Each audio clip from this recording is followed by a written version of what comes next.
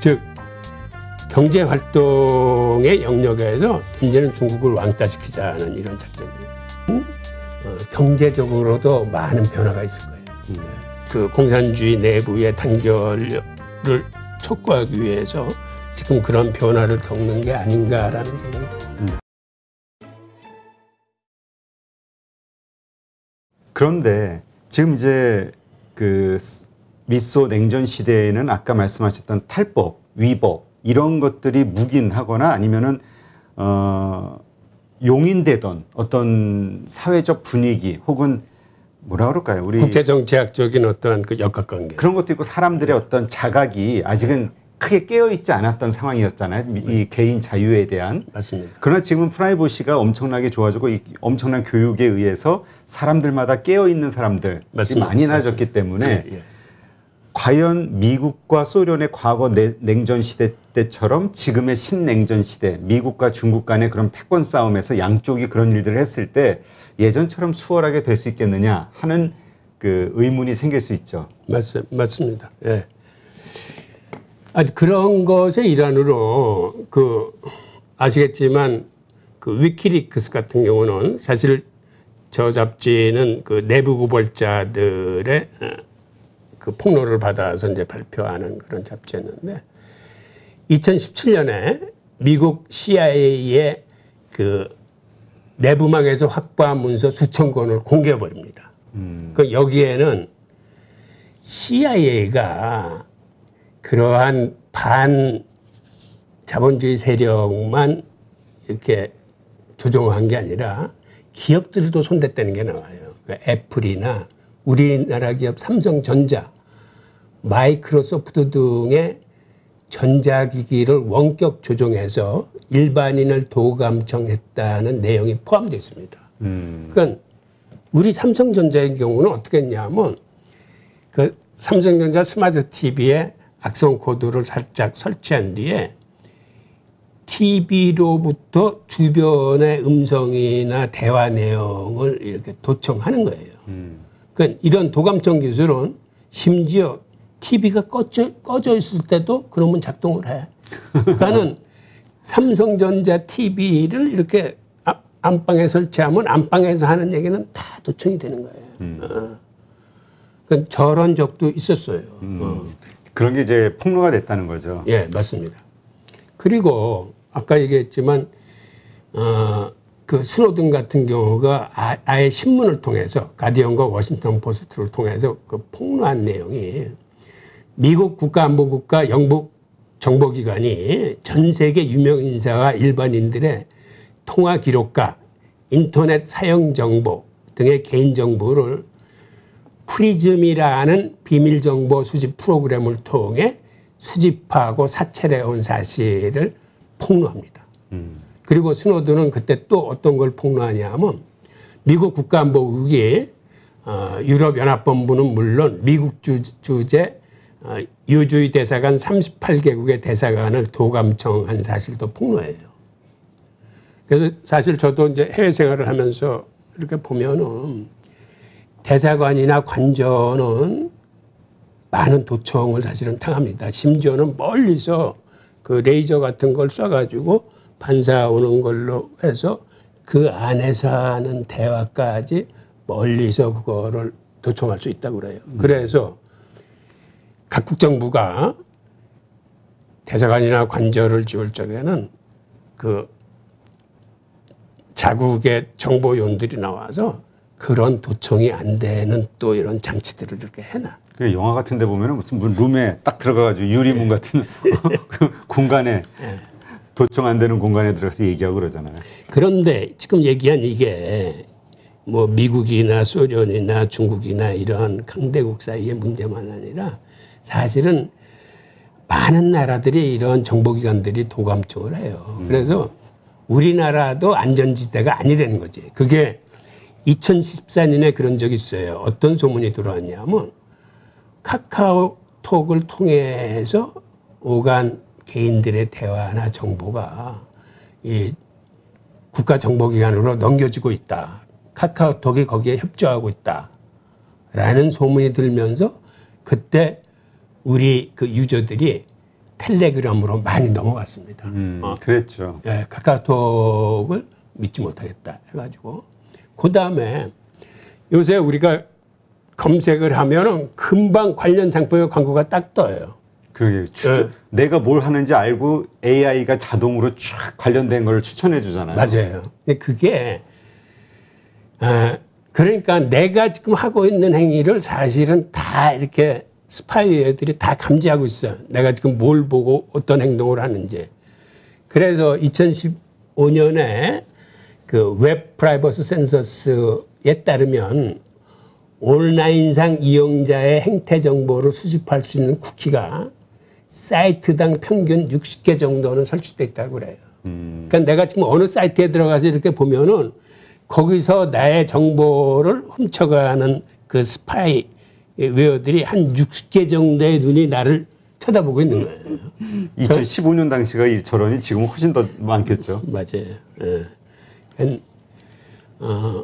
사실은 우리가 이 보안의 개념이 약해서 그러는데 이메일이나 팩스나 이런 것들은 사실은 마음 먹으면 다 도청당합니다. 그래서 예전에 중요한 문서를 쓸 적에는 이메일이나 팩스를 우리는 쓰지 못하겠어요. 네. 그래서 그거를 비문으로 작성을 해가지고 당시에는 이제 텔렉스라고 있었는데 텔렉스로 전송하면 돼. 그러니까 사실은 이메일이나 팩스로 써서 이렇게 보내면 얼마나 편해. 그런데 그거를 비문으로 옮기고 그거를 텔렉스로 치고 하려면 굉장히 힘든데 그 과정을 거쳐야 됐어요. 그 지금도 사실은 팩스나 이메일은 전혀 보안성이 없습니다. 자, 그러니까 사태가 이렇게 진행되다 보니까 이제는 기업의 문제가 아니라 국가의 존망을 좌우하는 보안의 문제로 이게 비화되니까 바이든 정권이 들어서면서 중국에 대한 전략을 이제는 큰 틀을 두 가지로 잡아가고 있습니다. 하나는 저렇게 보안에 동원되는 중국 기업들은 저거는 앞으로도 살려둘 수 없다. 그다음에 그렇게 하기 위해서는 경제적 고립을 시켜야겠다. 중국 자체를. 네. 그러니까 미국이 주도하고 동맹국들이 참여하는 글로벌 공급망으로 이거를 재편해야 된다. 즉 경제활동의 영역에서 이제는 중국을 왕따시키자는 이런 작전이에요. 이게 하나가 한 큰 축이고 또 다른 축이 아예 차제에 군사적으로 고립시키자. 중국을. 그걸 동맹국들이 포위 전략인데 그래서 중국을 포위해서 고립시키려는 전략으로 바이든 정부는 큰 그림을 그리고 있는 것 같습니다. 이제 그 내용을 하나하나씩 한번 살펴보겠습니다. 네, 그러시죠. 우선 중국을 포위해서 고립시키는 전략에는 지금 미국이 한 6가지 정도를 생각하고 있는 것 같아요. 하나는 중국이 그간 1대1로라고 해서 그 중앙아시아와 그 아프리카까지 그 개도국들을 대상으로 이렇게 했던 이 사업에 대항해서 미국과 G7이 그거보다 더 큰 규모의 사업을 그 지역에서 벌이기로 했어요. 그게 하나고 두 번째는 지금 중국과 국경 분쟁을 하고 있는 인도를 더 적극적으로 지원하겠다. 그래서 중국에 맞서게 하겠다는 거고 세 번째는 중국에 사실은 가장 그 건드려서 안 되는 영리인이 중국에 있는 소수민족들의 문제를 건드리는 건데 사실은 여태까지 미국이 저걸 건드리지 않는데 바이든 정부가 들어서서 저거를 정식으로 건드리기 좀 시작했어요. 예. 그래서 지금 티베트 망명정부가 그 인도에 나와 있거든요. 달라이라마를 중심으로. 그런데 이거를 적극적으로 지금 미국 정부가 밀기 시작하는 거예요. 그다음에 저 신장 위구르 쪽에 있는 그러한 그 이슬람들을 지원하기 시작하고 그다음에 이건 예상치 못했던 건데 그간 이란이나 북한 등 그 악의 축의 어떤 제재를 강력하게 시행을 했었는데 이것에 대한 효과에 대한 그 검증이 이게 그렇게 해가지고 미국이 크게 재미를 못 봤다. 그래서 이거를 방향을 틀어야 되겠다는 얘기가 나옵니다. 그래서 바이든 정부는 아마 이란이나 북한 등의 제재를 중단하고 이 국가들을 포용하는 정책으로 나갈 가능성도 있어요. 아니 얼마 전에 그 전 주한미군 사령관이 그 얘기를 해가지고 난리 났었잖아요. 저 미국은 북한을 동맹으로 끌어들여야 된다. 예. 이제까지 상상도 못했던 얘기인데. 맞아요. 근데 그 얘기들이 이제 하나하나씩 이제 살펴볼 텐데요. 네. 우선 1대1에 대항하는 미국 주도의 그 B3W라는 건 이건 중국보다 더 나은 세계를 재건하겠다는 정책인데 이게 Build Back Better World라고 그래서 B가 3개 들어간다고 그래서 B3W예요. 근데 여기에 동원되는 자금이 물경 4경 5천억 조예요.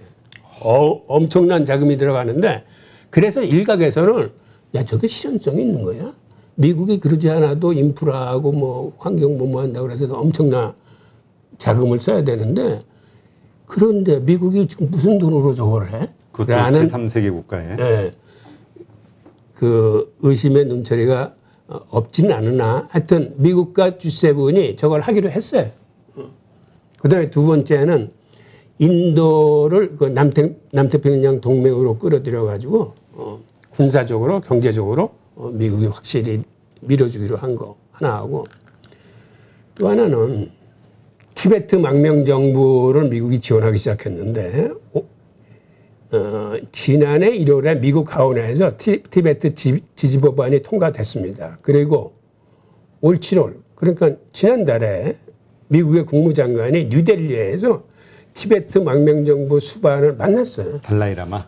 아니 달라이라마 아니고 수반은 따로 있어요. 수반. 네. 달라이라마는 이제 정신적인 이제 지주고. 그러니까 이게 옛날 같으면 생각할 수 없는 일이에요. 네. 그런데 이제는 어떤 의미에서는 미국이 확실히 방향을 정한 것 같아요. 그런데 신장 위구르 지역에 대한 지원도 미국이 위구르를 탄압하는 중국 내 34개 중국 기관과 기업을 제재 명단에다 추가시켰어요.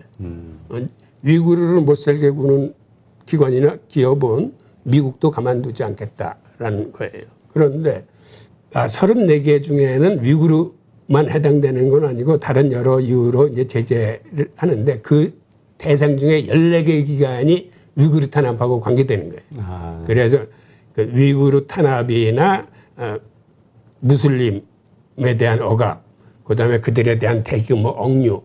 사실은 위구르하고 무슬림에 대해서 중국 내에서 생각보다는 굉장히 큰 그 억압이 있답니다. 심지어는 그쪽에 인구 늘어나는 걸 막기 위해서 여성들을 막 불임을 시킨다거나 그러니까는 인권 사이드에서 생각하지 못할 정도로 그런 행동들이 있는 것 같아요. 근데 앞으로는 그러한 것을 좌시하지 않겠다는 그런.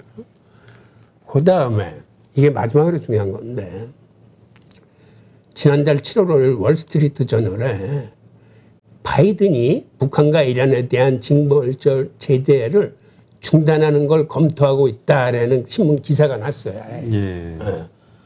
네. 바이든 저거는 상당히 큰 뉴스인데 그 다음에 아까 말씀하셨던 그 전 주한 유엔군 사령관이 그 Foreign Affairs라는 외교 잡지에 기고했는데 활발한 남북 경험을 통해서 북한의 경제를 끌어올린 다음에 북한을 동맹으로 끌어안자라고. 아니, 저거를 다른 사람도 아니고 옛날 북한과 대적했던 그 주한 유엔군 사령관이 저 내용을 이렇게 그 아주 유명한 그 외교지에다 썼는데 저거는 사실은 제가 보기에 이 정권 측하고 어느 정도 교감이 있지 않으면 저렇게 일반적으로 보기에는 생뚱하고 생경맞고 이상한 거를 함부로 그렇죠. 고위 관료가 이렇게 쓰지는 않거든요. 그러니까 저런 두 가지로 봐서 월스트리트 저널이 이란과 북한에 대한 제재 중단의 가능성을 기사화하고 그 다음에 북한 끌어안기가 이제 본격적으로 시작되는 거 아니냐. 그러면 사실은 앞으로 우리한테 많은 기회가 옵니다. 남북 경협이 시작되고 이제 북한을 공론회장으로 끌어들이고 지금 휴전 협정 같은 걸 이제 평화 협정으로 바꾸고 그러면은 글쎄 이거를 미리 들뜨기는 뭐하지만 경제적으로도 많은 변화가 있을 거예요. 미군이 이제 정책이 저런 식으로 바뀌게 된다고 하면 정말 뭐 그렇죠. 많은 게 바뀌게 되는 거죠. 그리고 이제 중국 입장에서는 또 그만큼 다급해지는 거고요. 예. 그 미국, 북한 같은 경우가 북한도 저런 걸 어느 정도 지금 감을 잡는 것 같아요. 그래서 옛날처럼 미제국주의를 박살내자거나 하는 구호를 외치지 않아요. 그건 지들도 기회 오면 잡아야지. 근데 저거는 우리 한민족한테는 굉장히 중요한 뉴스인 거죠. 근데 아까 참 어떤 분은 그런 얘기 하시더라고요. 지금 그 이슬람에 대한 무슬림들에 대한 탄압 같은 게 있잖아요. 소수민족 탄압하는 가운데서 이번에 아프가니스탄에서 미국이 철수하는 것도 그렇게까지 표현하던데요. 중국 앞마당에 미친 개를 하나 풀어놨다.